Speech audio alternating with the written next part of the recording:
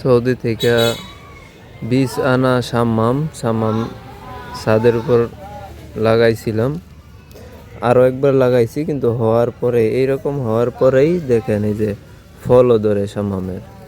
ফল ধরার পরে গাছ এই যে আগাতে দেখেন এইরকম হয়ে যায়, প্রত্যেকবারই এইরকম হয়ে যায়। তারপরে আর বাড়েও না, সামনে ফলও হয় না, গাছ আপনি আপনি মরে যায়। তো এটা আসলে কি কারণে হয় আমি জানি না। অনেক ওষুধ এনে দিছি, এই যে দেখতে পাচ্ছেন একেবারে ছোট, এখনই মরে যাইতেছে। তো এই যে নিচে সার দেওয়া হয়েছে, 3 প্রকারের সার, কিন্তু কাজ হইতেছে না। তো এটা কেন হয় যদি জানা থাকে অবশ্যই জানাবেন। পাশাপাশি তরমুজের বীজও লাগাইছিলাম, দেখেন 2টা তরমুজের বীজ হয়েছে, 2টা না 3টা, এটাতে একটা হয়েছে। আর এটা হচ্ছে অ্যাভোকাডো।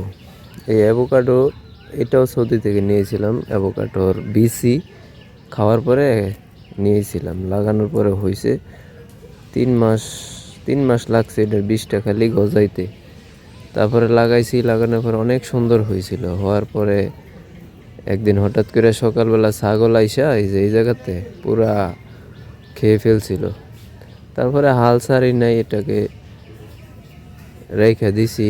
এখন গজাইতেছে, কিন্তু তেমন সুবিধা না মনে হয়, কিন্তু আগে অনেক ভালো ছিল।